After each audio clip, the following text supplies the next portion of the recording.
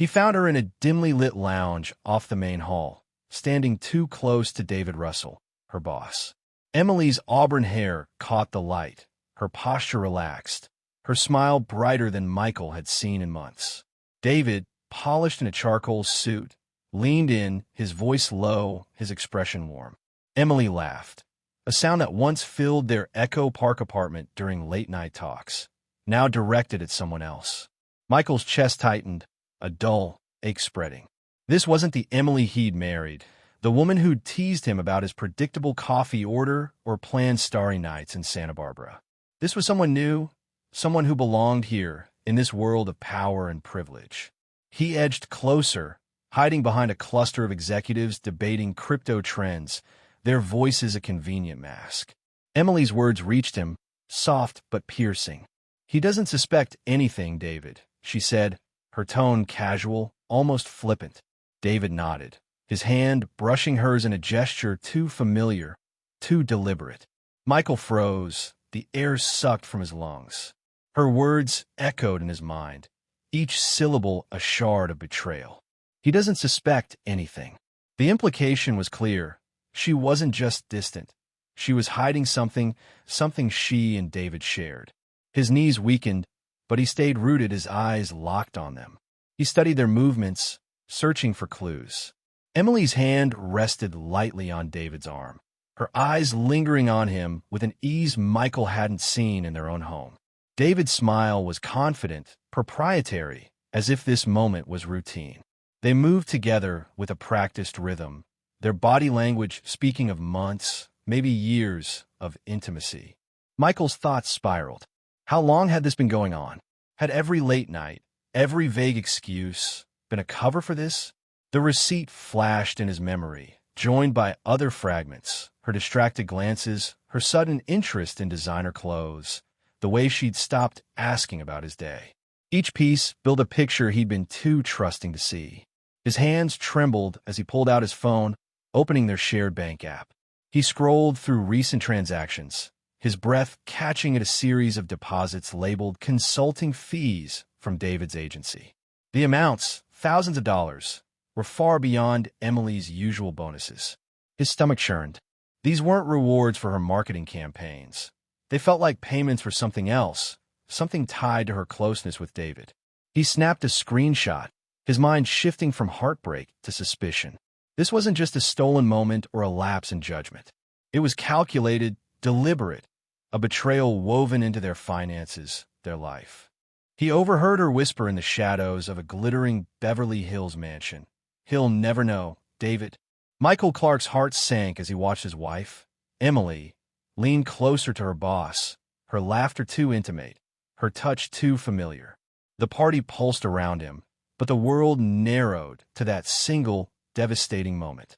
Was this the truth he'd been dreading, or was there something even darker behind her words? Michael Clark, a 38-year-old software engineer from Los Angeles, lived a life of quiet routine. His days revolved around coding at a tech firm in Santa Monica, morning jogs through Griffith Park, and evenings with Emily, his wife of 8 years. At 35, Emily was a rising star in marketing, her ambition a spark that had always drawn Michael to her. Their marriage was built on shared dreams. A future family, weekend getaways to Santa Barbara, quiet nights planning their next chapter. They weren't perfect, but Michael believed their bond was unbreakable. He valued the stability they'd created, the way Emily's energy balanced his steady nature. Yet, over the past few months, cracks had begun to show. Emily's job at a high-profile marketing agency demanded more of her time. Late nights became the norm, her phone buzzing with messages she'd dismiss with a vague, work stuff. Michael noticed her growing distance. Conversations cut short, her once warm smiles replaced by distracted glances. He tried to chalk it up to stress, proud of her success, but a nagging unease settled in his chest. One evening, while Emily was in the shower, Michael spotted her bag on the kitchen counter. A crumpled receipt slipped out, a dinner for two at a Malibu restaurant, dated for a night she claimed to be at a team meeting. His stomach churned. When he asked about it later, Emily brushed it off. "Just a client dinner, Mike. You're overthinking." Her tone was sharp, her eyes avoiding his. The dismissal stung, But Michael didn't push. Trust was the foundation of their marriage, and he'd always believed Emily was honest. Still, the receipt gnawed at him, a puzzle piece that didn't fit. He started paying closer attention. Her mentions of her boss, David Russell, grew frequent, too frequent. David was a charismatic executive, known for his influence in the industry. Emily spoke of him with admiration, describing late-night strategy sessions and his mentorship. Michael felt a twinge of insecurity but silenced it, telling himself it was just work. Yet, the more he heard David's name, the more it felt like an intruder in their home. Emily, for her part, seemed to thrive in her new world. Her confidence soared with each promotion, her wardrobe sharper, her energy electric. But that energy rarely reached Michael anymore. Their weekends, once filled with hikes or lazy brunches, now felt like obligations she endured. She'd check her phone mid-conversation, her mind elsewhere. Michael tried to reconnect, suggesting a trip to Big Sur, but Emily waved it off, citing a big project. After this, things will settle, she promised. But they didn't. One night, alone in their Echo Park apartment, Michael sat staring at the receipt he'd kept. The date, the place, the cost. It all felt wrong. He wasn't a paranoid man, but the distance between them was no longer deniable. Emily's laughter, once a constant in their home, now echoed only in his memories. He thought of their early days, when she'd tease him about his predictable routines, her eyes bright with affection. Where had that gone?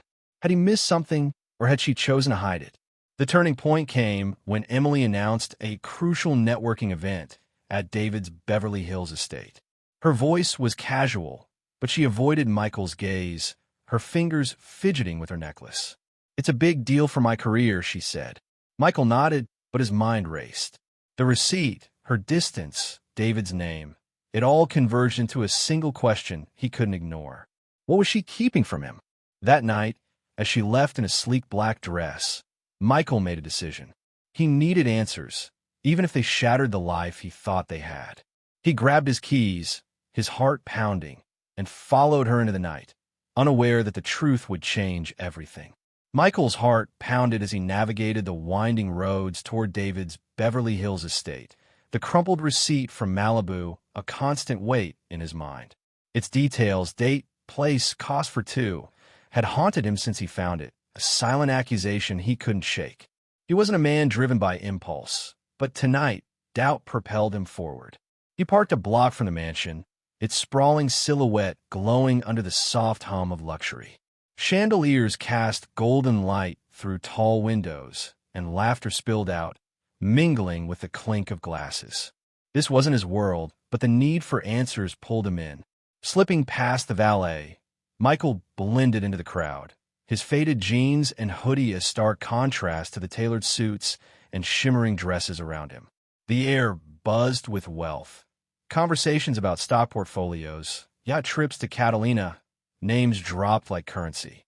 He felt invisible, a shadow among the elite, which suited him fine. His pulse raced, but he kept his movements deliberate, scanning the sea of faces for Emily. Every step deepened his unease, the receipt's implications growing heavier. Had she lied about that night in Malibu? Was her distance a sign of something worse? Michael slipped out of the lounge, his breath shallow, his thoughts a chaotic swirl. He needed space to process, to breathe. Outside, the cool night air hit him like a slap, sharpening his focus. He leaned against his car, the mansion's glow a distant hum behind him. Emily's words replayed. He doesn't suspect anything. The betrayal cut deep, but the hint of a larger secret, something she and David were guarding, gnawed deeper. He wasn't just a betrayed husband. He was an outsider in a scheme he didn't yet understand. The receipt, the deposits, her whispered confidence, they pointed to something bigger, something beyond an affair. He clenched his fists, anger mixing with resolve. He'd always been the steady one, the man who fixed problems with logic, not emotion. But tonight, that steadiness was tested. He wanted to storm back inside, confront them, demand the truth. Yet something held him back, a need for clarity, for evidence. Rushing in would give them the upper hand, let them spin more lies. No, He'd be smarter than that. He'd uncover the truth, not with shouts, but with precision. The man who'd trusted blindly was gone, replaced by someone determined to expose what Emily and David were hiding, no matter the cost to his heart. Michael stood frozen in the cool night air, the glow of David's mansion fading behind him as he gripped his phone, the screenshot of those suspicious deposits burning in his mind. Emily's whispered words, "He doesn't suspect anything," replayed like a cruel loop, each repetition sharpening his resolve.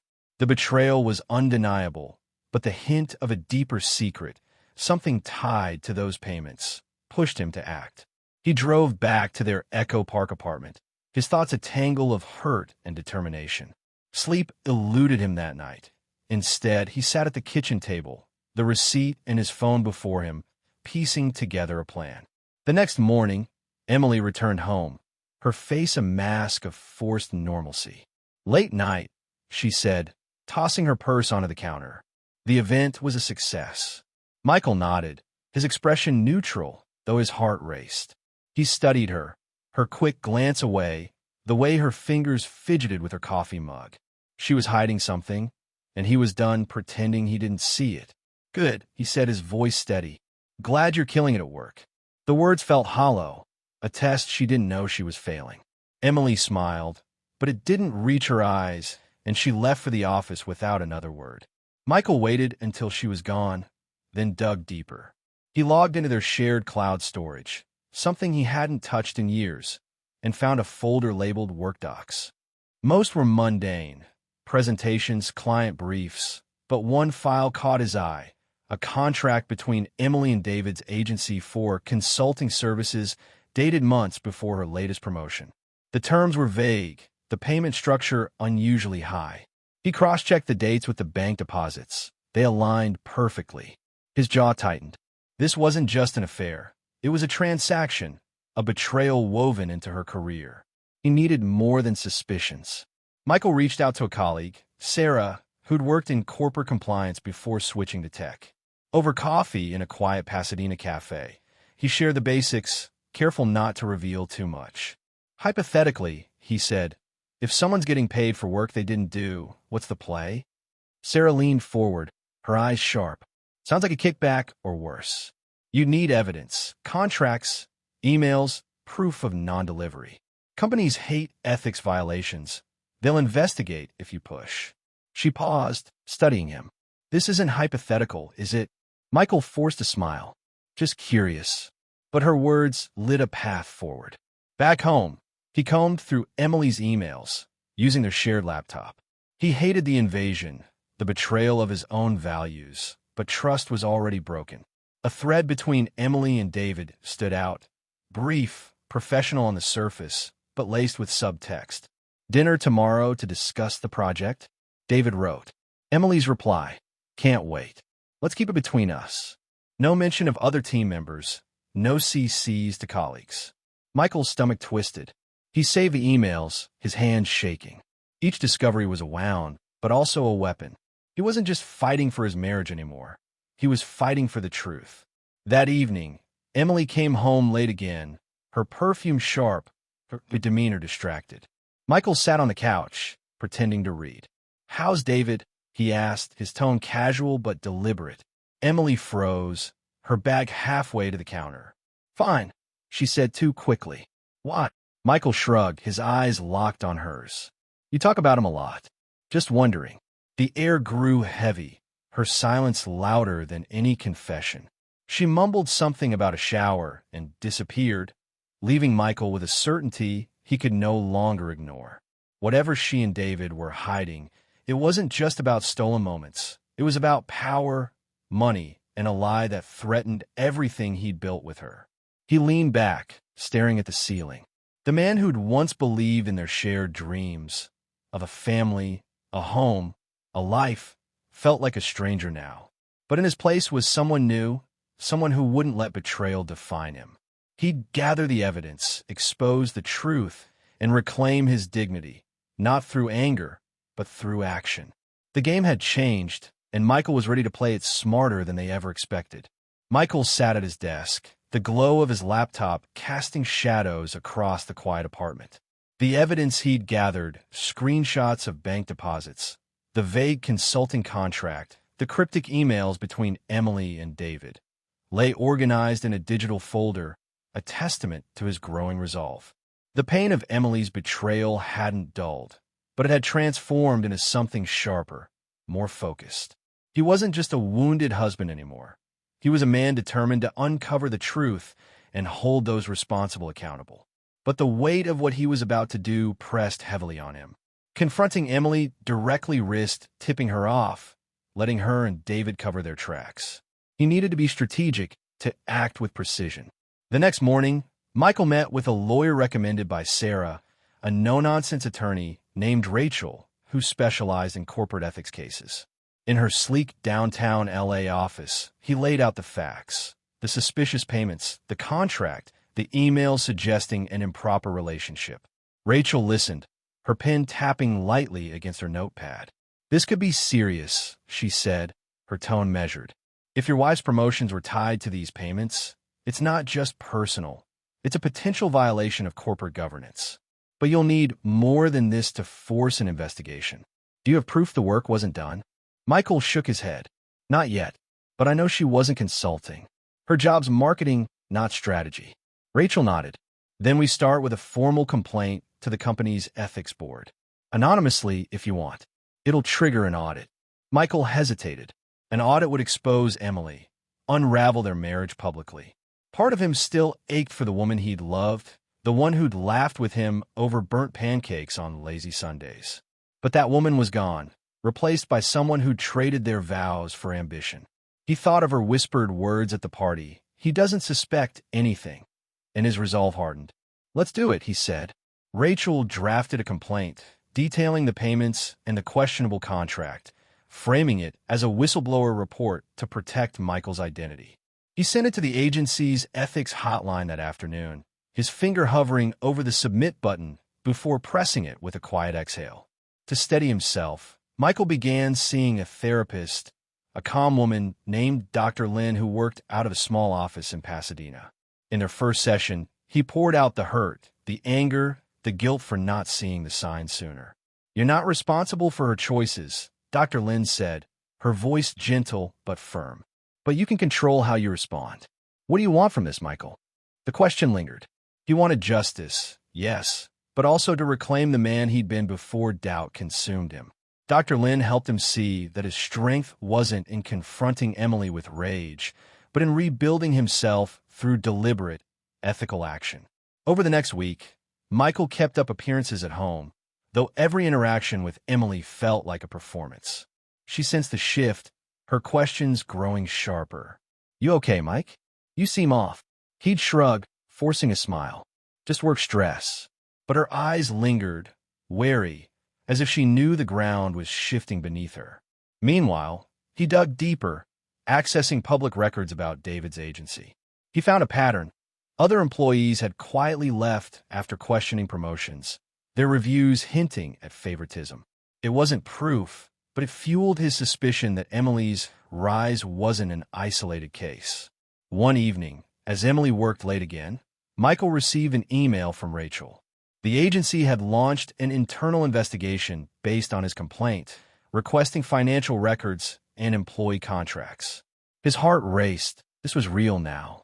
But with progress came a new challenge. Rachel warned that David, as a senior executive, might try to influence the outcome. "Stay sharp," she said. "If he suspects you're behind this, he could push back." The warning unsettled Michael, but also clarified his path. He wasn't just fighting for himself anymore. He was exposing a system that rewarded betrayal over merit. As he closed his laptop, Michael felt a flicker of the man he'd once been, steady, principled, unafraid. The road ahead was uncertain, and the pain of Emily's deception still cut deep, but he was no longer the passive husband who'd ignored the signs. He was choosing truth over comfort, justice over revenge. Whatever came next, he'd face it with clarity, knowing he was reclaiming his life one careful step at a time. The investigation unfolded faster than Michael could have predicted, its impact reverberating through the polished corridors of David's marketing agency. 3 weeks after his anonymous complaint, Rachel called with an update, her voice steady but tinged with satisfaction. The ethics board had dug deep, uncovering a web of improper financial dealings tied to David's oversight. Emily's consulting fees were exposed as unearned, linked to a series of promotions without documented deliverables. David had used his executive authority to funnel funds, securing her loyalty in a clear violation of corporate governance.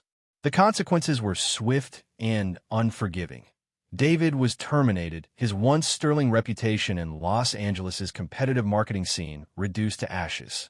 Industry insiders whispered about his fall, clients severed ties, and his name became a footnote in cautionary tales about unchecked power. Emily didn't escape the fallout. The investigation stripped her of her latest promotion, placing her on indefinite leave while the agency reviewed her role in the scheme. The anonymized report painted a stark picture. She'd accepted payments for work she hadn't performed, her rapid rise fueled by David's favoritism rather than merit.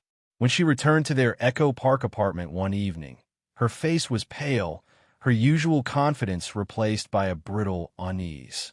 Michael was in the living room, methodically packing a suitcase, his movements deliberate. She stopped short, her purse slipping to the floor. "Mike, we need to talk," she said, her voice barely above a whisper.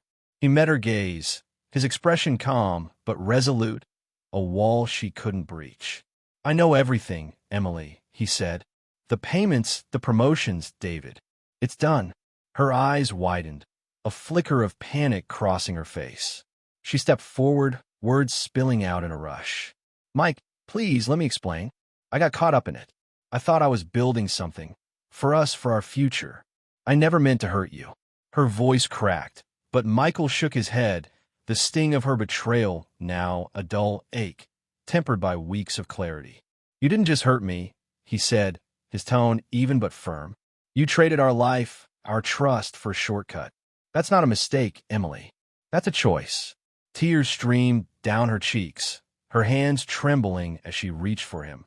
But he stepped back, his decision made. "I forgive you," he said, the words heavy with finality, "but I can't stay. I deserve better than this." He zipped his suitcase, the sound cutting through the silence, and walked out, the door closing softly behind him. Michael relocated to a modest apartment in Pasadena, its clean lines and quiet streets a stark contrast to the memories that haunted their old home. He filed for divorce, Rachel ensuring the settlement protected his financial stability. The process was grueling, each legal document a reminder of the life he'd lost, but it also felt like shedding a weight he'd carried too long. He leaned on therapy with Dr. Lin, whose steady guidance helped him untangle the grief and anger. "You're not defined by her betrayal," she told him during a session, her voice a quiet anchor. "You're defined by what you build from here." The words resonated, urging him to look forward, to reclaim the man he'd been before doubt and deception clouded his days. He threw himself into new pursuits, enrolling in a photography class at a local community center. The act of framing shots, capturing fleeting moments of light on the Pasadena foothills or the smile of a stranger at a farmer's market, gave him a sense of control, a way to see beauty in a world that had felt broken. He also began volunteering with a nonprofit that supported workplace whistleblowers, sharing his experience to guide others through corporate injustice. The work was humbling, connecting him with people who'd faced similar betrayals of trust. One afternoon, he received an email from a former colleague of Emily's, a woman named Carla, who'd been overlooked for promotions due to David's favoritism. "Your complaint gave me the courage to file my own," she wrote. "The agency's reviewing my case now. Thank you." Michael read the message twice, a quiet pride warming his chest. His fight hadn't just been for himself. It had sparked change for others. Emily, meanwhile, grappled with the wreckage of her choices. Her relationship with David unraveled in the wake of the scandal, their bond built on ambition and secrecy rather than genuine connection. She sent Michael a letter, pages filled with apologies and pleas for understanding, but he set it aside, unopened. Forgiveness didn't mean reopening wounds. He'd meant what he said about moving on. Emily's career stalled, her name tainted in the industry, her confidence eroded by the weight of her actions. David fared worse, his downfall complete. Industry blogs chronicled his exit, framing it as a warning about ethical lapses. He faded into obscurity, his once powerful network unwilling to touch the scandal that clung to him. One evening, Michael stood on his apartment balcony, the Pasadena skyline glowing under a dusky pink sky. The pain of Emily's deception lingered, a scar that would never fully fade, but it no longer controlled him. He'd faced injustice with courage, choosing integrity over vengeance, and emerged stronger. His life was simpler now: photography classes, volunteer work, quiet nights with a book, but it was his built on truths he'd fought to uncover. He thought of Carla's email, of the nonprofit's mission, of the moments he'd captured through his lens. Justice wasn't just about consequences for Emily and David. It was about rebuilding with purpose. As the city lights flickered on, Michael felt a quiet certainty. He was moving forward, not as a victim, but as a man who'd turned betrayal into strength. That, he knew, was his truest victory.